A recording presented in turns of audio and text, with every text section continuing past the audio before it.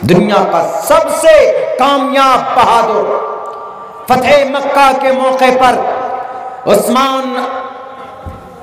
हजरत उस्मान रजी अल्लाह ताला अन्हु उस वक्त ईमान नहीं लाए थे।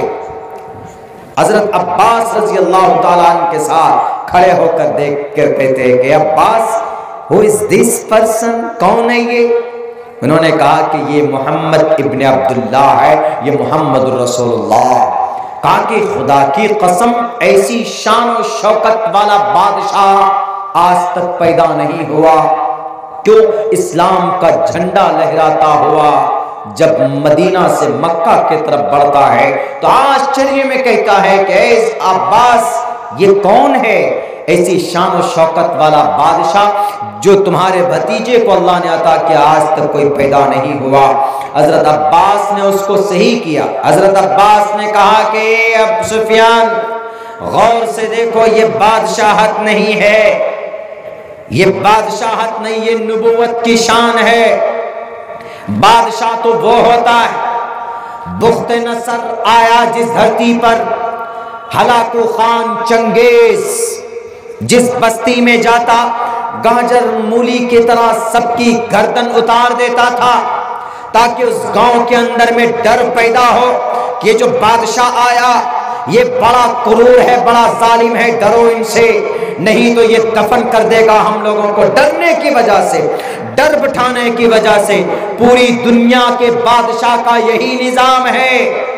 तारीख गवाह है, देख लीजिए। स्पेन की ईंट से ईंट बजाने वाले हलाकू खान, बगदाद की सरजमीन पर खून की होलियां और नदियां बहाने वाले, लाशों का अंबार लगाने वाले ये चंगेज 6-6 करोड़ मुसलमानों के बदन से, उनके सर को तन से जुदा किया था ताकि बगदाद और स्पेन और समरकंद बुखारा की धरती पर कोई चंगेज के खिलाफ आवाज बुलंद न कर सके। और चंगेज चाहता था कि डर बैठ जाए, रौब पैदा हो चंगेज का अगर नाम भी कोई सुने तो उसके रोंगटे खड़े होने चाहिए। डर पैदा करने के लिए उन्होंने करोड़ों इंसानों का कत्ल किया। अगर किसी का रौब भी हो और मोहब्बत भी हो, अगर बिना किसी एक कतरा खून बहाए इस धरती पर कोई कामयाब बादशाह है तो उसका नाम मोहम्मद रसूलुल्लाह सल्लल्लाहु अलैहि वसल्लम। आपने कहा मक्का फतह करने चले के लोगों, मोहम्मद इब्न अब्दुल्ला किसी मां को बेवा नहीं बनाने आया, किसी बहन की इज्जत लूटने नहीं आया, किसी बच्चे को यतीम करने नहीं आया, किसी सुहाग के सुहागन को उचारने नहीं आया। मोहम्मद इब्न अब्दुल्ला, इज़हबू व अंतुम तुलका, जाओ तुम सब आजाद हो। है कोई दुनिया की ऐसी कौम जिस पर जुल्म किया गया हो और फिर उस कौम के रहबर ने माफी का ऐलान किया हो? है? नहीं है। सिर्फ ये चीज आपको नजर आएगी तो मोहम्मद रसूलुल्लाह सल्लल्लाहु अलैहि वसल्लम की जिंदगी में नजर आएगी। सहाबी आपको याद भी दिला रहे हैं। सहाबी कह रहे हैं कि अल्लाह के नबी, आप भूल गए, यही वो सरजमी है ना जहां पर बिलाल हबशी को तकलीफें दी गई, सुमैया को मारा गया, तकलीफें दी गई, खब्बाब को, जुबैर बिन मुतइम को, जुबैर की आंखें निकाली गई है। अल्लाह के नबी, आज मौका है। अल्लाह के नबी ने कहा कि नहीं, अल्लाह तबारक व तआला ने मुझे जालिम बनाकर नहीं भेजा कि मैं इनका मुकाबला करूं। यह है इस्लाम का सबसे बड़ा लीडर, मुसलमानों के नई इंसानियत का मसीहा। इस धरती पर, इस कायनात पर इस्लाम पर एतराज करने से पहले सोचो 10 बार। अगर तुम्हें बड़ा ताजिर बनना है ना, मोहम्मद की जिंदगी को देखो। आप अलैहिस्सलाम 20 साल की उम्र में कामयाब ताजिर थे कि नहीं थे? 20 साल की उम्र में मोहम्मद रसूलुल्लाह ने खूबसूरत तिजारत का निज़ाम चलाया था अपनी ज़िंदगी के अंदर। इसी तिजारत की खूबसूरती को देखकर खदीजतुल कुबरा ने पैगाम निकाह भेजा था अल्लाह के नबी अलैहिस्सलाम को कि Muhammad ibn Abdullah, I want to marry you because you are honest person. आप बड़े ईमानदार है, ए मोहम्मद इब्न अब्दुल्ला, खदीजा आपसे निकाह करना चाहती, what do you think, please tell me, बताओ आपकी क्या राय है। तो अल्लाह के नबी अलैहिस्सलाम से निकाह खदीजा ने किया आपकी ईमानदारी को देखकर। आज तिजारत में किसको अव्वल नंबर का दर्जा दिया जाएगा? वो चैनल खरीदने वाले जो चैनल खरीद लेते कि नहीं जनाब ये चैनल तो गलत बयानी नहीं करता तो खरीद लो, करोड़ों रुपए खर्च करो, ये फ्रॉड है, ये धोखा, ये रिश्वत। अल्लाह के नबी ने बिना रिश्वत के, बिना धोखे के तिजारत की दुनिया में इतना बड़ा नाम पैदा किया कि यहूदी मजबूर हुए आपको अमीन का लक़ब देने पर। वो साइब बिन कैस अल मखजूमी ने कहा कि मोहम्मद आप इतने बड़े ईमानदार हैं, गोया आप हमारी मार्केट में, हमारे बाजार में आप अमीन हैं। क्यों? आप तिजारत में झूठ नहीं बोलते हैं, आप ईमानदारी से काम लेते हैं, आप अमीन हैं, अल अमीन अमानतदार हैं, आप सादिक हैं, सच्चे हैं, गलत बयानी से काम नहीं लेते। दुनिया वालों ऐसा लीडर पेश करो, पूरी दुनिया को ये चैलेंज, ऐसा लीडर लाओ, नहीं ला सकते to the day of judgment वलन तफअलू क़यामत तक। कुरान को गलत कहने वालों, तुमसे पहले बड़े बड़े लोग कुरान पर एतराज कर चुके। कुरान ने चैलेंज भी किया, फ़इल्लम तफ़अलू फ़अतू बिसूरतिम मिन मिस्लिही, लाओ तुम इस जैसा कुरान, लाओ तुम इस जैसी एक सूरत बनाकर पेश कर दो। अगर तुम्हारे पास है इसका ऑप्शन तो नहीं ला सकते। क्यों? वलन तफ़अलू, क्योंकि ये कुरान मोहम्मद का नहीं है, ये कुरान अल्लाह तबारक व तआला का। इस कुरान को जो भी पढ़ेगा वो आगे बढ़ेगा। क्या कहा था उस थाईलैंड के डॉक्टर ने? पता है, उस थाईलैंड के डॉक्टर ने कहा कि I am a great doctor, मैं बहुत बड़ा डॉक्टर। क्यों? मैंने एक नई थ्योरी लोगों के सामने रखी। कौन सी थ्योरी जी? ऑपरेशन का। कौन सी थ्योरी? उन्होंने थ्योरी पेश की कि अगर खाल कोई गल जाए, सड़ जाए, तो उसमें दोबारा जब दवाई डालेंगे तो वो दवाई असर नहीं करेगी। तो उस डॉक्टर ने कहा कि मैंने ये इलाज निकाली है कि उसको कैंची से काट कर उस खाल को अलग कर देते हैं, उसके बाद दूसरी खाल लगाते हैं, फिर उसको बैंड करके उसमें दवाई डालकर फिर उसको पट्टी कर देते।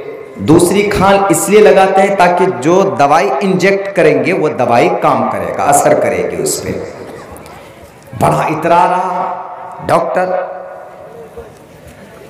किसी ने कहा, हम जैसे मौलाना, हम जैसे तालिब इल्म से किसी ने कहा कि डॉक्टर साहब ये तो कुरान में अल्लाह ने बयान किया, इन्नल्लज़ीना कफ़रू बिआयातिना सौफ़ नुस्लिहिम नारा कुल्लमा नज़जत जुलूदुहुम बद्दलनाहुम जुलूदन ग़ैरहा लियज़ूक़ुल अज़ाब। अल्लाह ने कुरान में तो 1450 साल पहले बयान कर दिया इस थ्योरी को। का क्या? Please tell me, I don't know, this is a कुरान करीम। का? हाँ सर, प्लीज टेल, बताओ।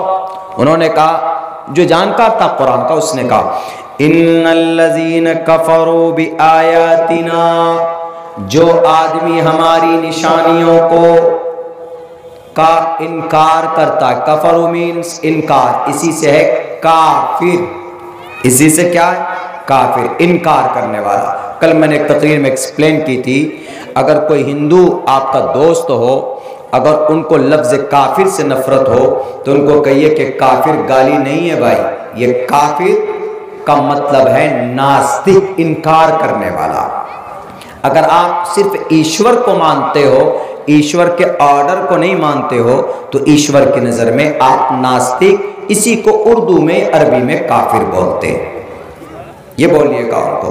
तो यहाँ क्या, इन्नल्लज़ीना कफ़रू, जिसने इनकार किया, बिआयातिना, हमारी निशानियों का, सौफा अन करीब, अरबिक ग्रामर में सौफा अन करीब, नुस्लीहिम, हम डालेंगे उनको, नारा, आग में, जहन्नम में, कुल्लमा नज़िज़त जुलूदुहुम बद्दलनाहुम जुलूदन गैरहा, जब उसकी खाल जल जाएगी तो आग असर नहीं करेगी, तो अल्लाह कहता हम उसको बाहर निकालेंगे, बाहर निकलने के बाद उसके खाल को दूसरी खाल से बदल देंगे। क्यों? कुल्लमा नज़िज़त जुलूदुहुम बद्दलनाहुम जुलूदन गैरहा लियज़ूक़ुल अज़ाब, ताकि दोबारा नई खाल आ जाएगी तो उसको तकलीफ हो, मजा चखे हो, यानी असर हो दर्द का। लियज़ूक़ुल अज़ाब। वो डॉक्टर ने सुनने के बाद कहा कि दिस इज स्ट्रेंजर थी, कैसे हो सकता, ये तो मेरी सोच है ना, आपके कुरान में कैसे? उसको जब बताया गया कि ये कुरान अल्लाह का है और कुरान में अल्लाह ने 1450 साल पहले बयान कर दिया। वो आदमी जब हिजाज की सरजमीन पर पहुंचता है, थाईलैंड, ये बर्मा के करीब थाईलैंड, जो हिजाज पहुंचता है तो वहां सबसे पहले कहता है, लोगो please tell me and locate me, and today first of all I want to convert my religion into the Islam. Today, आज मैं सबसे पहला काम ये करने जा रहा हूं कि मैं इस्लाम को कबूल करता हूं। यहां तुम बदनाम करते हो डॉक्टर जाकिर नाइक को, बदनाम करते हो मौलाना सिराजी को, बदनाम करते हो मौलाना अब्दुल्ला को, मौलाना कलीमुद्दीन सिद्दीकी को, बदनाम करते हो मदारिस में पढ़ाने वाले उलमा को। नहीं, ये डराते हैं, ये धमकाते हैं। पूछो उस थाईलैंड के डॉक्टर से कि तुम्हें किसने डराया, तुम्हें किसने तलवार दिखाया? इस्लाम फैलता है, फैलेगा अपने दम, अपने बलबोते पे, अपने अच्छाई की वजह से, अपने सच्चाई की वजह से। कोई इस्लाम को नहीं फैलाता है, कोई गुरु नहीं बैठा है कि बैठ गए एक तरफ और वहीं से ताकत दे रहे कि इस्लाम फैलाओ, बंदूक दिखाओ, तोप और तलवार के ताकत पर इस्लाम को फैलाओ। गलत है। हिजाज की सरजमीन पर वो डॉक्टर पढ़ा लिखा था, नई नई चीजें वजूद में लाता था। उसको किसने मजबूर किया? उसने कहा टुडे फर्स्ट ऑफ ऑल, सबसे पहला काम आज मैं मेरी जिंदगी का वो बयान कर रहा हूं, वो चाहता हूं कि I want to convert my religion, I must want to, आज मैं जरूर अपने मजहब को इस्लाम के साथ तब्दील करूंगा। किसी ने पूछा व्हाट, व्हाई, क्यों? What do you want to change, what do you want to convert your religion into the Islam? आप अपने अकीदे को, आप अपने मजहब को इस्लाम से क्यों बदलना चाहते? उन्होंने कहा कि this theory, I have been mad the theory. I thought, मैंने सोचा कि ये थ्योरी मैंने पैदा किया है, लेकिन उस थ्योरी को तो अल्लाह ने 1450 साल पहले कुरान में बयान कर दिया।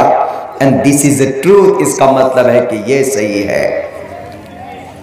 तब जाकर वो आदमी फौरन जाकर, अब बताइए लोग खामखा एतराज इस्लाम पर, मुसलमानों पर, कुरान पर। हाँ, हमारे नौजवानों की कुछ गलत कदम की वजह से इस्लाम बदनाम हो रहा है। जैसे वही लड़का किया वो हरकत नालायक, और बच्ची के शायद 35 के 37 कितने टुकड़े किए उस बच्ची का, और कुछ लोगों ने उसको हवा दी। कुछ लोगों ने कहा कि इस्लाम में उसने जिहाद किया।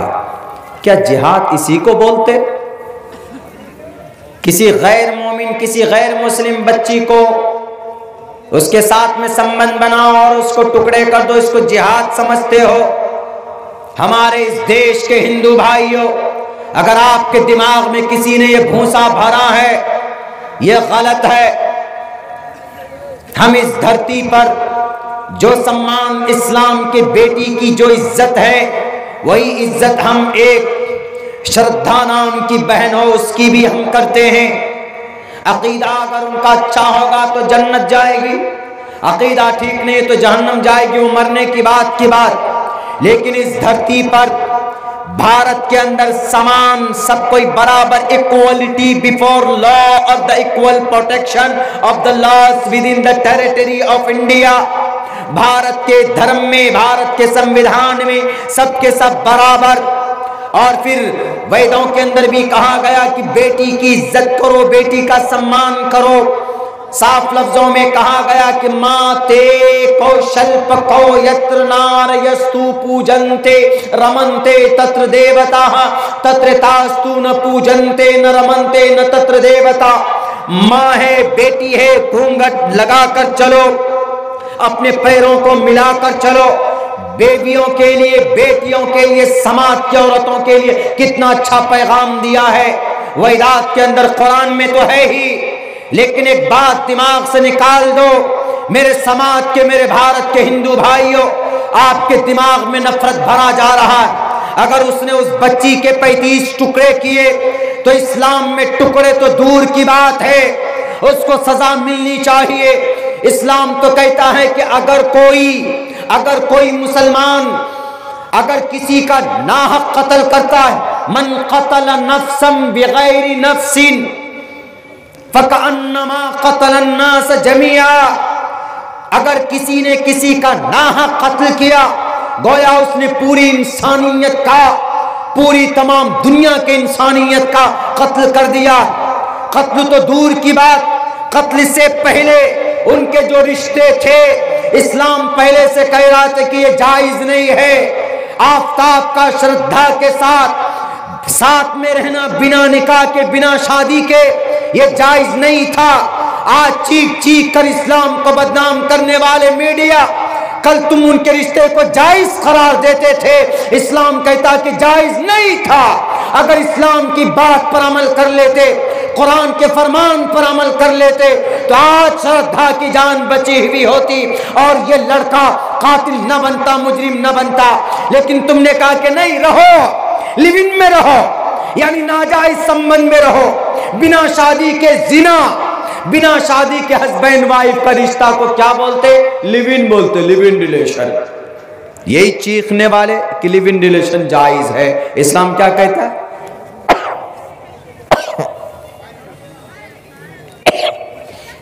मेरी तबीयत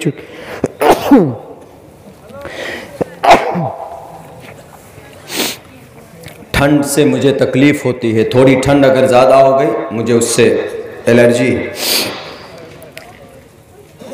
यही लोग क्या कहते हैं, कोई भी मुस्लिम लड़का या मुस्लिम लड़की, बालिग लड़का लड़की बिना शादी के अपनी मर्जी से रहे तो जायज़ है। यानी पहले क्या कहते हैं आप? दोस्ती, पेट्रोल और आग को करीब करते, और यूं भी कहते हैं कि आग नहीं लगनी चाहिए। पेट्रोल को भी करीब कर रहे हैं, आग को भी करीब कर रहे हैं, 100% आग लगेगी। इस्लाम कहता है कि पेट्रोल और आग दोनों एक दूसरे के दुश्मन। आग तो पेट्रोल का दुश्मन है। आग अगर पेट्रोल के करीब आएगी तो आग जलाकर भस्म कर देगी, इसीलिए अलग अलग रहो। अगर इस्लाम के फरमान पर अमल हो तो उन दोनों का मिलना मिलाना नाजायज था कि नहीं था? अगर इसी पर उनके वालिदैन सख्ती से अमल करते, किसका फरमान है ये? कुरान का फरमान है कि नहीं है? इसीलिए कहते हैं कि इस्लाम के कुरान को बदनाम करने से पहले 100 बार सोचो। दुनिया के अनपढ़ इंसानों, दुनिया के ऊपर एतराज, कुरान पर एतराज करने वाले इंसानों, पले पढ़ो, इंशाअल्लाह दुनिया में बुराई होने से पहले बुराई का खात्मा नजर आएगा आपको। जिहाद का नाम दे दिया कि नहीं, उसने जिहाद किया, उसने जिहाद किया, उसने गलत किया, उसको सजा मिलनी चाहिए, इसमें कोई शक नहीं। लेकिन इस्लाम क्या कहता है? कोई भी हमारा नौजवान किसी लड़की की तरफ गलत नजर ना डाले, कोई भी समाज की लड़की किसी लड़के की तरफ गलत नजर न डाले। अगर इस पर अमल हो जाए तो कितनी अच्छी बात है, जिना के वारदात नहीं होंगे। लेकिन नहीं, अजीब थ्योरी है जो बिल्कुल समझ से बाहर। बस आखिर में यही लाकर पेश करते हैं कि नहीं जनाब मौलाना अब्दुल्ला साहब, आपके पास जो कुरान है ये मुसलमानों का जो गाइडलाइन है गलत पैगाम देता है। देखिए ना, ये जिहाद की बातें कहता है और इसको ये जिहाद कहते हैं। जिहाद उसको बोलते हैं जब कोई दुश्मन आपके गर्दन को मरोड़े, उस वक्त उस दुश्मन के हाथ को काटना, अपनी डिफेंस में उसको जिहाद बोला जाता है। तो कहीं से कहीं तक नाजायज हराम नहीं है। 1 बज गया मुख्तसर। चलिए बहुत अच्छा। हम तो चाह रहे थे कि भाई कम ही वक्त मिले हमको, लेकिन ये अच्छा हुआ, मेरी तबीयत भी ख़राब है। तो मेरे भाइयों, मेरे नौजवानों, मेरे साथियों, दिमाग में हमेशा एक बात बिठा लीजिएगा, आपके अमल से आपकी ज़ात बदनाम हो तो चल सकता है, लेकिन आपके अमल से अगर इस्लाम बदनाम हो तो ये बिल्कुल मुनासिब नहीं है। इसलिए कोई ऐसा कदम ना उठाएं आप जो इतना अच्छा मजहब, इतना अच्छा धर्म बदनाम हो जाए दुनिया के अंदर में। वक्ती तौर पर क्यों आप वजह बनते हैं इसको बदनाम होने के। तो इसीलिए आज से ये ठान लीजिए, आज से ये अहद कर लीजिए कि हम अच्छे काम करेंगे, हम इस्लाम की बदनाम का मूजिब नहीं बनेंगे, उसका ज़रिया नहीं बनेंगे। बहुत बहुत शुक्रिया। अस्सलाम वालेकुम रहमतुल्लाह। अल्लाह।